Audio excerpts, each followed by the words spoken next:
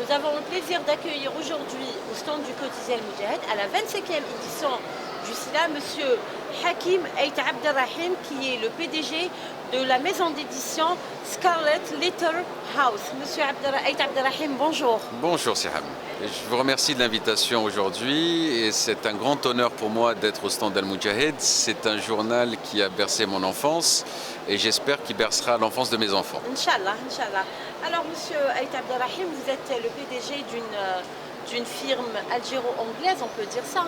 En quelque sorte, la société de droit anglais, nous sommes basés en Angleterre et Mais le fondateur est algérien. Bien sûr, voilà. Le cœur est algérien. Très bien. Alors Monsieur Abderrahim, vous avez toujours répondu présent au Salon du Livre. Donc c'est la 25e édition, après 2 ans d'absence. Vous revenez. Alors c'est la question qui est devenue une coutume ici à cette édition. Que représente le SILA pour vous? Le SILA, c'est la plus grande manifestation culturelle qu'on peut avoir en Algérie, spécialement dans le monde du livre et de l'édition en général. On ne pouvait pas ne pas être présent. Nous ne pouvons pas être présents car le monde change très très vite.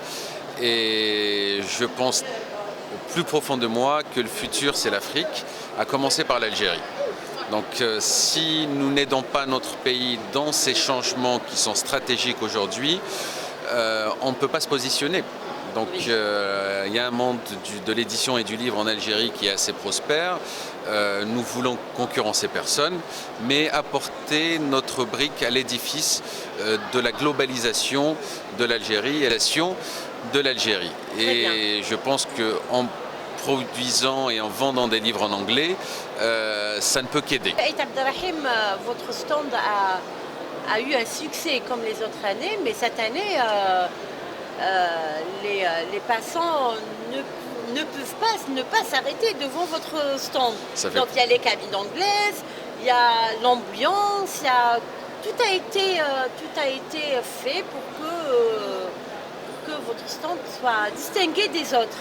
C'est le but. C'est le marketing, vous me direz. C'est l'entertainment. C'est l'entertainment. Nous avons, comme je l'ai dit précédemment, nous vivons dans un monde global et nous devons apporter notre petit côté british à notre côté algérien pour montrer ce qu'on est capable de faire. Ce n'est qu'un début parce qu'on n'a pas été prévenu longtemps à l'avance.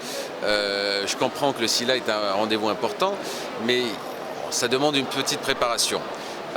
En 3 mois de préparation, c'est ce que nous avons pu produire et j'espère que ça plaira à tout le monde. Non, ça plaît à tout le monde, d'autant plus que vous avez fabriqué les cabines au bonheur visuel des visiteurs. Il y a tout le monde qui vient pour prendre des photos.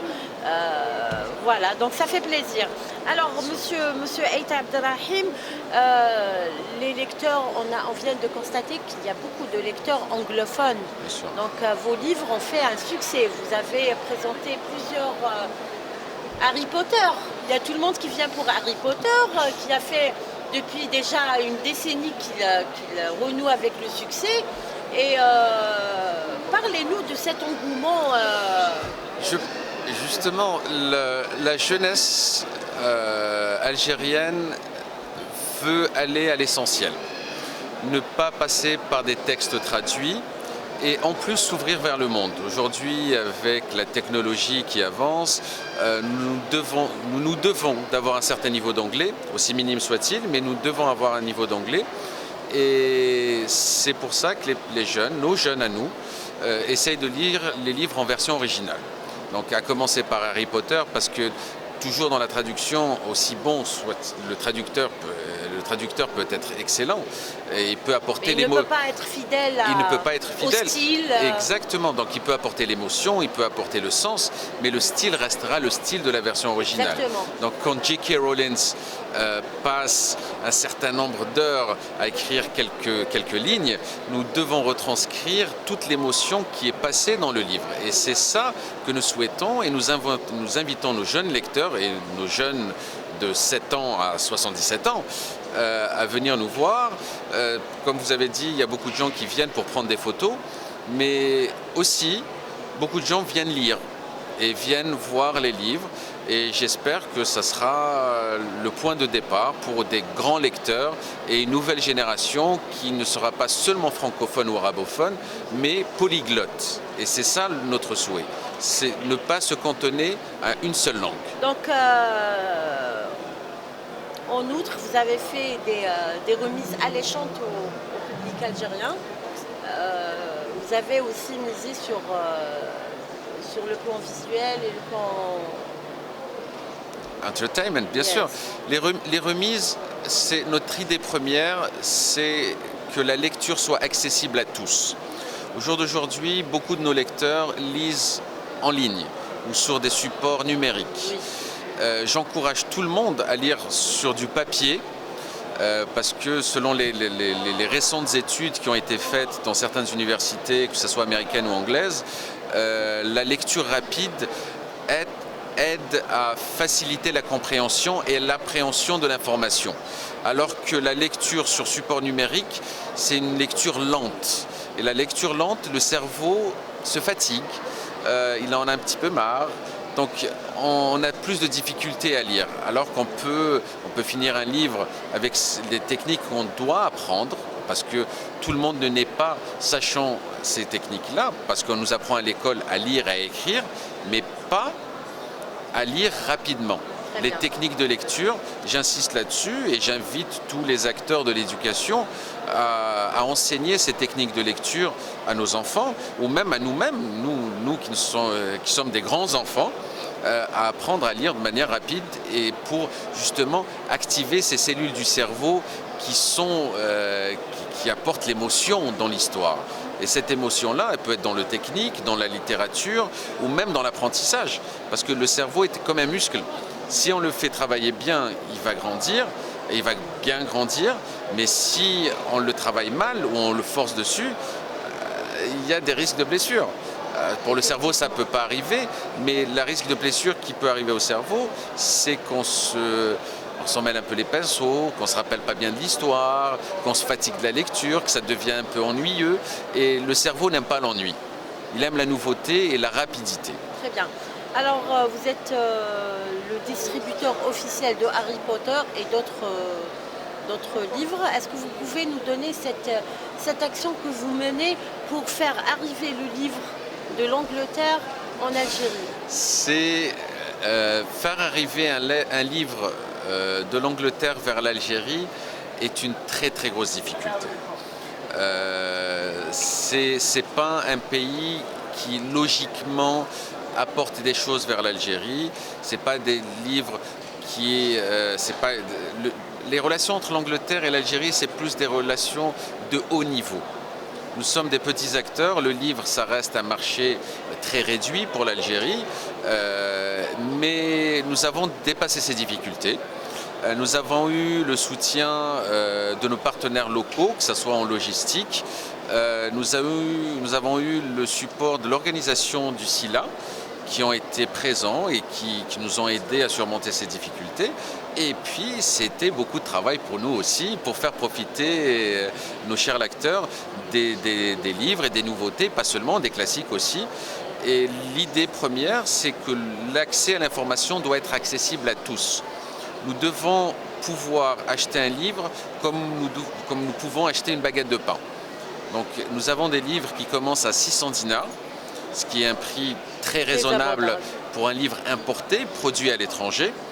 Et j'espère bien, d'ici les 2 prochains trimestres, lancer un projet d'imprimerie en Algérie. Justement, M. Aït Abdelrahim, vous êtes un Algérien qui a fait son investissement en Angleterre. Comment cette idée vous est venue pour investir, pour faire une maison d'édition en Angleterre? C'est l'amour du livre. C'est l'amour du livre, tout simplement. De formation, j'ai tout un autre parcours. J'étais pas censé être dans le monde de l'édition ou du livre, mais mon amour du livre, mon amour de la lecture m'a amené un peu naturellement vers le monde du livre. J'étais dans les affaires qui n'ont rien à voir avec le livre. Et puis finalement, je me suis dit, pourquoi pas mettre un peu entre parenthèses ce que je faisais avant pour pouvoir m'investir un peu plus en temps, surtout en temps, parce que, comme vous savez tous, time is money. Et consacrer un peu plus de temps aux livres et bien sûr aux livres en Algérie. Vous venez d'affirmer que le temps est de l'argent. Justement, pour gagner plus de temps, comment vous allez œuvrer pour que vos livres soient édités en Algérie? Donc, notre idée, c'est pas pour un gain de temps. C'est pour une plus grande accessibilité, que ce soit en temps, mais pas que, en argent aussi, parce que Je ne voulais pas parler business. Non, mais je vais vous expliquer. On ne va pas parler business. C'est que le livre doit être accessible. Donc, si on imprime le même livre, le Harry Potter quand on a parlé, nous sommes en négociation avec la maison d'édition Mère pour pouvoir l'imprimer localement en Algérie. Oui, mais il y a des conditions sur la qualité du papier, la qualité du caractère. Bien sûr. Il y a toute une atmosphère qui répond à l'impression. Mais nous avons du personnel ici qui est totalement capable, qui ont des capacités exceptionnelles. Vous-même, El Moudjahid, vous avez une revue qui est super bien imprimée dans une qualité qui est exceptionnelle. Donc, vous, en tant qu'Algérien, vous connaissez tous les critères et l'atmosphère qui se représente ici. Mais la maison mère ne sait pas, il faut la mettre dans le bain. Oui, donc c'est là où j'interviens et où je fais toute une gymnastique, où nous avons demandé l'aide des autorités algériennes, des autorités locales, le monde de l'édition algérien, et puis essayer de passer ce message aux grands éditeurs, que ce soit américains ou anglais, pour leur montrer qu'on est capable de produire la même qualité localement. Ça va leur coûter moins cher, leur marge bénéficiaire ne va pas changer parce que nous allons payer les royalties, les droits d'auteur aux maisons mères, et puis produire localement. Nos marges ne vont pas changer, à part que le coût de fabrication va être moindre, surtout avec l'augmentation du prix du papier. Nous avons une main-d'œuvre qui est relativement raisonnable en termes de prix. Et aussi, nous avons le matériel aussi, et surtout les capacités. Donc si on vend aujourd'hui un livre à 600 dinars qui est importé, nous pouvons, j'espère bien, si les conditions le permettent et que les prix des matières premières ne flambent pas, vendre le même livre à 300 dinars. Et ça sera un accès et une vulgarisation, une démocratisation de la lecture. Et c'est ce que nous souhaitons. Ça, c'est un projet personnel qui me tient à cœur. Je ne cherche pas à m'enrichir, je ne cherche pas à être reconnu. Je cherche que quand un enfant ouvre l'un de mes livres, c'est un plaisir incommensurable. Et c'est ça que j'ai envie de partager avec nos lecteurs. C'est cette émotion que j'ai envie de partager avec notre peuple, dont je fais partie. Je suis algérien, je suis né ici, j'ai grandi ici, je suis un enfant de l'école fondamentale. Et toutes ces bases que j'ai reçues en Algérie, il n'y a pas que du négatif. Bien sûr, il y a du négatif, tout n'est pas rose. Mais c'est montrer le bon de l'Algérie et bien sûr, après étendre ça à l'Afrique subsaharienne, pour les pays non anglophones. Donc nous avons les capacités, les compétences, et maintenant, c'est une question de temps et de persuasion, et un petit changement de mentalité à partir de la petite enfance. Je n'espère pas que quelqu'un qui a 60, 70 ans change ses habitudes, mais si nous commençons à apprendre à nos enfants à lire, à l'amour de la lecture, ne serait-ce que 2-3 pages par jour, hein, pas plus, ça va donner cet élan de lecture, et ça va pouvoir propulser notre jeunesse et notre pays à un niveau international et être l'un des acteurs majeurs de l'édition dans le monde, et surtout au niveau africain. Très bien. Alors, Monsieur Aït Abdelrahim, est-ce qu'on peut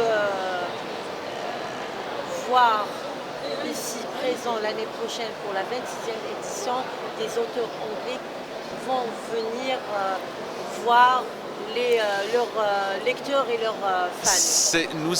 Nous avions programmé quelques auteurs, peut-être pas J.K. Rowling, parce que c'est ce genre d'auteurs, nous devons réserver leur présence au moins une année. 2 ans ou 3 ans à Non, l'avance? non, pas 2-3 ans à l'avance, mais au moins une année à l'avance et faut être sûr des dates. Cette année, c'était un petit peu le chaos à cause de la pandémie, à cause de la réouverture des événements culturels et sociaux en Algérie et même ailleurs dans le monde, hein, ça ne se cantonne pas à l'Algérie. Nous avons les difficultés de transport parce que l'accès au pays est très fortement perturbé. J'ai failli ne pas être présent, si ce n'était pas l'organisation de la foire qui est intervenue pour que je puisse arriver en Algérie. Nous avons eu un auteur dont nous distribuons ses livres qui est algérien, Monsieur Kitous, qui est un homme d'affaires à succès en Angleterre, qui est restaurateur. Il était prêt à venir, mais nous ne pouvions pas lui fournir les conditions nécessaires qui sont le voyage, tout simplement. Donc ces accès-là, cette année est une année difficile. Malgré toutes les difficultés. Mais on a quand même relevé le défi pour que le SILA ait lieu. Nous sommes algériens. Il n'y a aucune difficulté qui nous arrête. Aucune difficulté ne peut nous arrêter. Que ce soit dans le présent, dans le passé et dans le futur. Dieu merci. Alhamdulillah. Alhamdulillah. Alors, Monsieur Aït Abderrahim, merci d'avoir répondu à notre invitation. Je vous remercie beaucoup. Et merci pour votre dévouement et votre présence. Merci bien. Merci à vous. Merci. Bonne journée.